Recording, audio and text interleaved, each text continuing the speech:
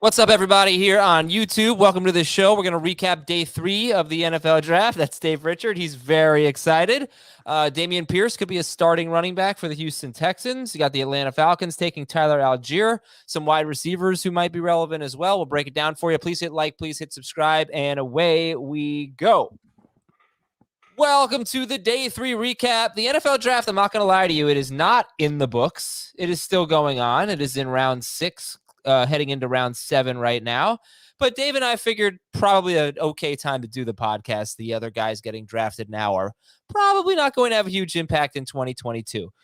What's up, Dave? Are you happy to put the draft behind you? I'm happy to put the draft behind me, but I'm excited to dig into the players that I didn't get a chance to dig into yet already. For example, I don't even know if I can pronounce the Dolphins receiver's name. Eric, that part I got. It's Eric. But, the last name I'm going to need a little bit of work on.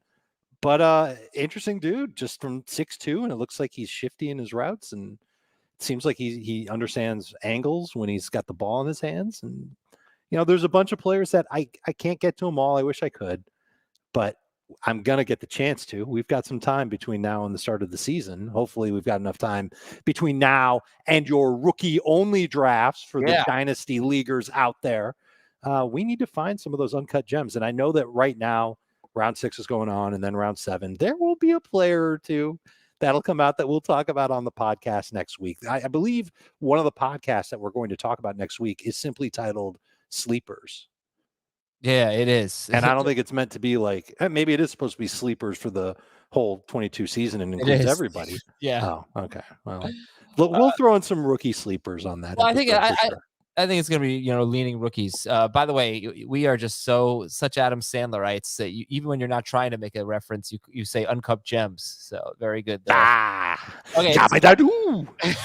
Who's your 1.2 in rookie only?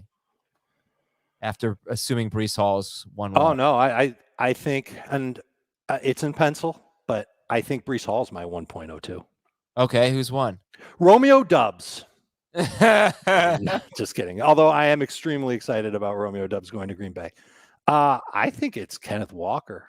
I'm not ready to commit to it. I want to see how things shake out. If I were drafting right now, yeah, I think I'd take him. I understand that Breece Hall. Excuse me. Hold on. Oh, now you're going to rip me for this. Go ahead. I want you. I know you love Ken Walker. I want you to take a deep breath. I want you to separate really think about it. Take away your love for Ken Walker and really think about it. Do you really want to do that? Because everybody's going to be on Breece Hall. So you're going to be on the island, which is fine.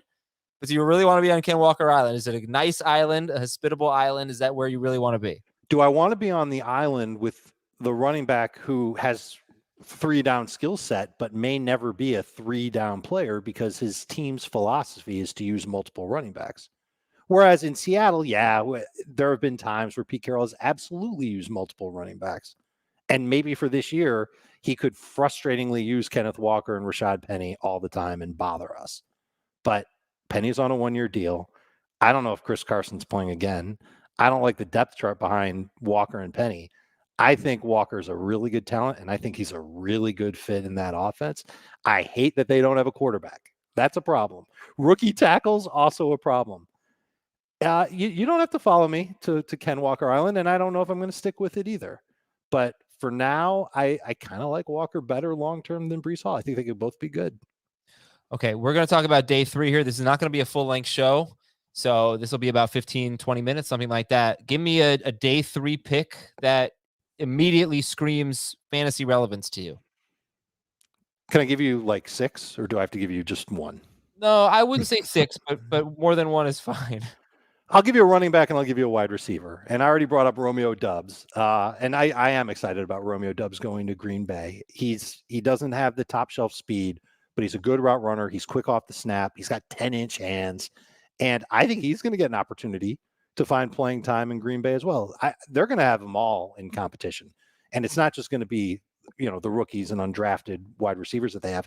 They're going to compete with Lazard and with Sammy Watkins and Randall Cobb and all that stuff. And if Watkins stinks, and he has really for the past couple of years, Lazard will be out there. Cobb can be a part-time player. I don't know if he's going to be a full-time player. Someone's going to have to step up and be another receiver and another target. And if they're better than Lazard, they'll get more targets than Lazard. They're looking for somebody. And we're all excited about Watson, and Watson could be that guy. I don't want to discount it at all. But I think Doubs is pretty good. I think if he were given the opportunity, he would be useful for fantasy as a borderline number 3 receiver with potential to have some top 15 weeks. Okay, Romeo Doubs, 4th round pick of the Green Bay Packers, and your running, or was it a running back? I assume another player. It's a running back, yeah. Dameon Pierce going to Houston. Any running back that was going to go to Houston, I'd be a fan of. But I liked watching Pierce at the Senior Bowl. I liked his film from Florida. Again, not somebody who's a complete player, doesn't have that second gear necessarily, but I think he's pretty well-rounded, and he should get an opportunity because what's the competition in Houston? It's Rex Burkhead and, a bunch of other guys who haven't really been able to make it. Is David Johnson even still on the roster? If he is, he's not the David Johnson of old. I think Pierce is going to have an opportunity to get some meaningful playing time and potentially help fantasy managers out. He's going to get drafted in every single league. Yeah, I guess my issue with him is I'm not sure he's going to be a huge factor in the passing game. He had 19 catches as a senior, 17 as a junior. Ran a 4.59. I'm just not, quite frankly, I'm just really not into that. It's just not very good, but doesn't mean he can't be useful or solid. But the other thing is he just hasn't had a lot of work. He's never had more than 15 carries in a game, Dameon Pierce.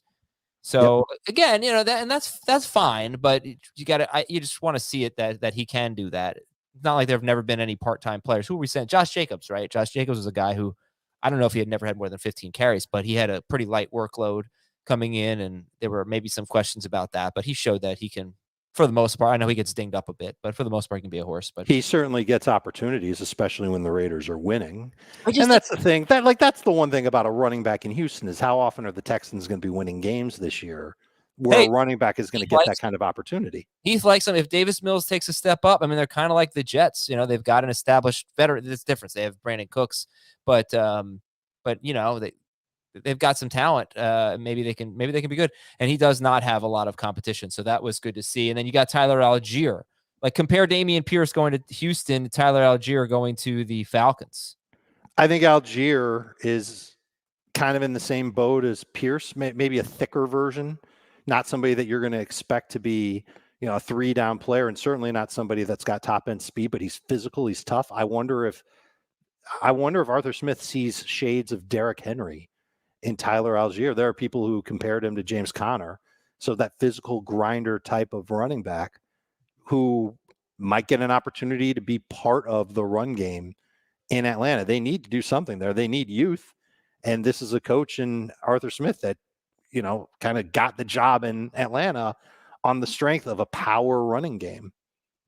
Again, how often is this run game going to have opportunities to pick up wins and be successful, find the end zone? How many touchdowns are going to be there for the taking?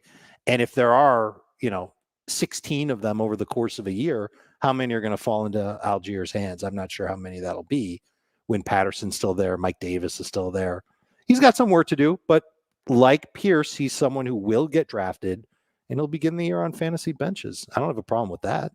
Right. Yeah. So who's your number 3 running back just for 2022, presumably behind Breece Hall and Ken Walker in some order? Right. And let me make clear that Hall is going to be ranked ahead of Walker for this year. I'm not sure if it's going to be that. Like, I've already talked about it. I'm not sure how it's going to be. And Hall is a great 3-down player. How many targets is he going to get from Zach Wilson when Zach Wilson wasn't throwing to the running backs last year? That's stuff for a different time. I'm sure I'll be debating that for months. I've got James Cook 3rd. I don't know if I'm going to stick with that because I think Pierce has an opportunity to maybe get more work. It'll come down to, I think they see James Cook as more of a pass catcher than a runner. And there have been teams that have done that, and then the running back ends up being great all the way around. Alvin Kamara is a perfect example of that. That's the ceiling for somebody like James Cook. But he could also end up being somebody that's just a passing downs component to the offense and may not even line up where a running back lines up. He could be their slot receiver. So there's a lot of interesting elements that James Cook can bring to Buffalo, and that's an offense that I'd love to have a running back in. So for now, he's ahead of Pierce. Pierce is 4th. I've got Spiller 5th, but I'm not sure how I feel about him versus Brian Robinson. And we can talk about Rachaad White, Zamir White, TDR going to San Francisco. I thought that was an interesting choice. Ty Davis Price, at the end of round 3 or near the end of round 3. I think they love his lateral agility. I think that's what they're going to bank on. But I didn't think that he was a 49ers offense type of running back, an outside zone type of running back. He did it all. Like, I'm sure he could learn it. It's not, when you're a professional running back, you're going to learn that type of stuff. But it's not like LSU. It's not like their run game majored in it. So I'm not going to on the mind, so I'm going to use college terms. I'm not going to go through every running back, but we'll just Zamir White out of Georgia was an interesting guy. He went to the Raiders, which isn't a great spot for this year, but Josh Jacobs, they didn't pick up his 5th-year option. So maybe if Zamir White shows something this year, he could have a big role in 2023. Isaiah Spiller going to the Chargers. I mean, that just kind of stinks. I think if Isaiah Spiller had gone to the Texans or the Falcons, we'd be really excited. He'd be 3rd for me. But remember, wouldn't even be an issue. That's our evaluation, right? That's the common evaluation was that Spiller was in the mix to be the 3rd best running back in this class. But the NFL looked at him and decided no, and 8 running backs were taken ahead of him. He was the 9th running back off the board. So I guess I'm not quite sure what to make of it. Chris Trapasso loved it, gave the pick an A. He's the most accomplished running back in this class in terms of college production. But obviously he's not beating out Austin Eckler. What is his role, you think, in 2022?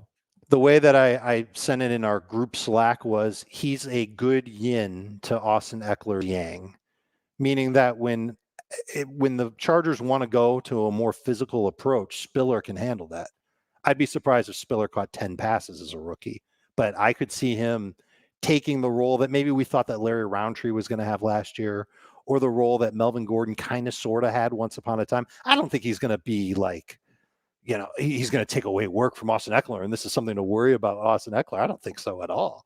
But I wouldn't mind having this guy on my bench if I had Austin Eckler with a 1st-round pick. And it wouldn't surprise me if he stole a couple of touchdowns over the course of the year.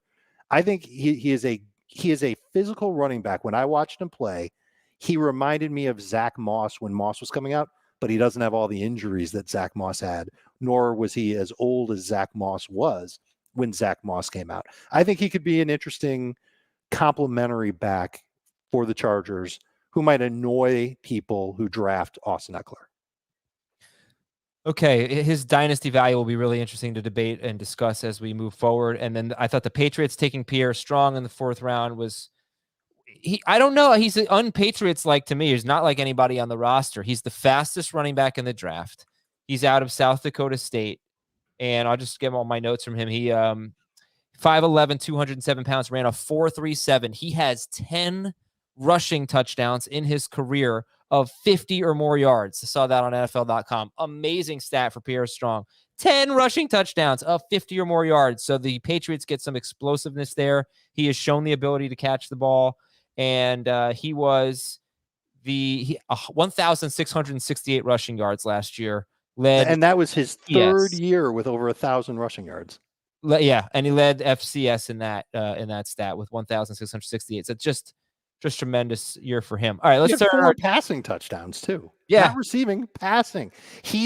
I'm positive the Patriots added him for the speed and just the overall potential that somebody like that can have in an offense, and maybe he works his way into a role where he gets 5 touches a game.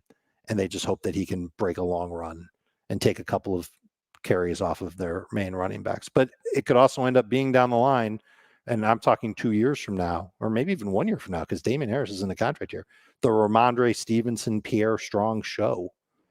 He's dart-worthy in rookie-only drafts for sure. And one other running back I wanted to talk about. I'm sorry to take up the whole show. It's okay. There's a lot of fun ones. Too, right? Kyron Williams out of Notre Dame. He's James White.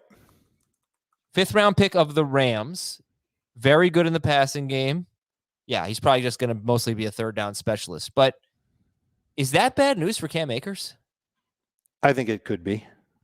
And it certainly suggests, and this is assuming that Williams is good when he gets there, it suggests that the Rams are going to fall victim to being yet another team that will use multiple running backs in specific roles and not lean on one guy for 3 downs.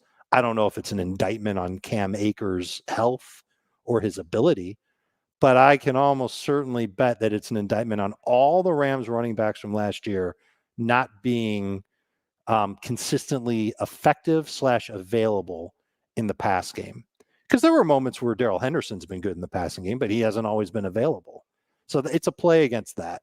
I think, and also I think the Rams were just drafting for value all the way through. I don't think they were drafting necessarily for need, but they'll find a way to work him in and as a third down back because he's got a lot of traits that remind me of James White, and I'm sure he reminds a lot of other people of James White. That's what he's going to do. Could end up being a guy that catches 25 to 35 passes as a rookie, and then if he does a good job with it, could be getting 40, 50 catches a year. Turn our attention to the wide receivers now, and you already mentioned Dubs going to Green Bay. I'll take a flyer on Khalil Shakir. He was the first wide receiver drafted in the 5th round. He went to Buffalo, and he's out of Boise State. And 6 foot, 196 pounds, ran a 4.43 40. Just kind of like a solid player. Really good career at Boise State. Good yak potential. I don't know. They're not exactly rock solid at number 2 receiver, so I think there's a chance. How dare you say that about Gabe Davis? Maybe they are. Maybe Gabe Davis is better than I think. I'm just saying there's a chance for Khalil Shakir to get in the mix. I don't expect much from any. Honestly, I just don't expect much as a rookie from day 3 picks. It's pretty rare, but he, especially the 5th rounder later. But hey, there's opportunity there for Shakir, and he's a slot receiver. He will compete for the slot role. Right, and he's got Jamison Crowder to deal with there. Anyone else that you wanted to mention other than your boy Romeo Doubs going to the Packers? I think Doubs was probably the one that I liked the best based on what we've seen so far. Okay, and in terms of quarterbacks, saw Sam Howell go with the first pick of the 5th round out of UNC. He went to the Washington Commanders, and so there were 3 in round 3. We saw and 2 on day 3. Anything? Do you care? No. Okay. How about tight end? Cade Otton going to Tampa Bay. Yeah, that's what I was going to bring up was Otton going to Tampa Bay. It could be a sign. Look, they know that they're not going to have Gronk forever, and they just lost O.J. Howard. So they needed to restock at that position anyway, and Otton was good when he was healthy. So he's again another worthy dart throw in rookie only drafts. Someone who won't make it to redraft leagues unless Gronk is out, Cameron Brate gets hurt, and Otton shines in training camp. All right. So I'm just thinking, putting our heads together here. Any NFL veterans who were potentially affected today? I think, maybe Cam Akers. I don't think that's a nothing thing, even though he's a 5th round running back, but. Williams has to earn the job. He does, but I don't think they have that player on their roster really. And they also have they ever? That's the thing. No, they haven't really had that specific 3rd down back. So I was about to say we haven't seen that under Sean McVay. Mm-hmm. He's usually he's kind of a one running back guy when he finds the guy. With 2020 being a bit of an exception as they were kind of sorting through Darrell Henderson, Cam Akers, Malcolm Brown, but. Yeah, that would be a departure, but it would be bad news. And I would imagine that players that impact veterans, it's going to be minor rookies impacting minor veterans. For example, you brought up Zamir White going to Las Vegas, and I guess there's potential because we know that this is the contract year for Josh Jacobs. They didn't pick up his option. If he shines, they could move on from Jacobs theoretically, and Zamir White could be their lead back moving forward. Or if they want to use a tandem and they don't like Kenyon Drake, Zamir White could be the other half of that tandem for this year. So he's somebody who could end up being relevant in fantasy for this year. You brought up Strong. Before I get to the guy who I was going to bring up, I want to get to Snoop Connor. Physical running back. Seems to me like he's the insurance policy in case James Robinson isn't ready to go. So That's another name to keep in mind. Snoop Connor. No. Yeah, okay. Snoop Dogg. By the way, the Patriots added another running back, Kevin Harris, who's like the opposite of Pierre Strong. He's strong. He's physical and type of, guy who might be able to work in specific situations. I don't know what the Patriots are doing, getting 2 running backs like that. But they're going to have some serious competition at that position. And we just talked about Zamir White on the Raiders. Just wanted to mention one more thing about him. He had in his career in Georgia 17 catches. So probably not a guy who's going to be working on third downs. And that was a huge deal for Josh Jacobs. If they don't go back to Kenyon Drake in that role, they have a new coaching staff, that has Josh McDaniels has a great history of using third down backs. I don't know who it's going to be. Mm-hmm. It's going to be Jacobs. Whether or not it is Jacobs is a big factor in his fantasy value, as we saw last year. All right, that's day 3, Dave. You want 3 more? Yeah. Running backs. Tyler Beatty going to Baltimore. Does kind of remind me a little bit of Kenneth Dixon and Justice Hill, guys that were like professional runners, speed guys, not necessarily physical guys. I think he's a good insurance policy in case one of the other running backs in Baltimore aren't ready to go. And there's a sense that one of them might not be ready because they were sniffing around Melvin Gordon before Melvin went and re-signed with Denver. So he might have an opportunity. Keontae Ingram, former USC running back, going to Arizona, kind of another guy that's like physical, reminds me a little bit of James Conner. So that might just be a good backup for him in Arizona. And then right after that, the Bears drafted Treston Ebner from Baylor. And Trapasso, I didn't know anything about him, but Trapasso wrote this amazing recap saying that he's got a thick lower half and doesn't have a lot of mileage on him coming into the NFL, called him a complete back, useful in the receiving game, has deceptive speed. That's a guy that I'm going to look forward to reviewing a little bit. Montgomery, I'm almost positive, is in a contract year. And as much as we like Khalil Herbert behind him, maybe this is somebody who gets into the mix a little bit. Bears did a lot of digging on day 3. They're going to have a couple of good players that end up making the team and having some semblance of an impact.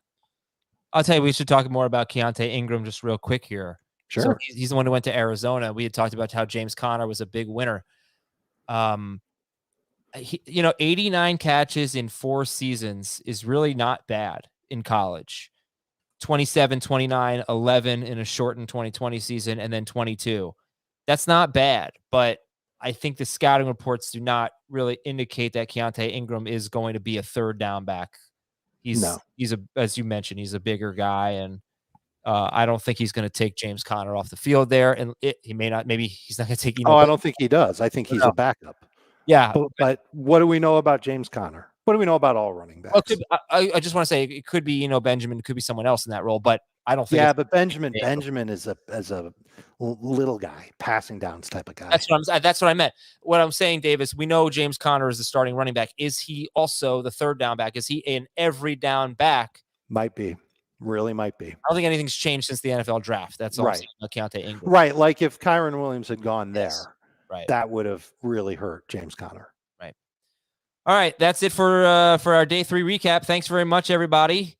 And we've got 5 episodes coming out this week, plus a live draft on Tuesday at 1 p.m. Eastern, which you can only watch on youtube.com/fantasyfootballtoday. For Dave Richard, I'm Adam Mazer. Have a great day. Have a great rest of your weekend. We'll talk to you on Monday here on Fantasy Football.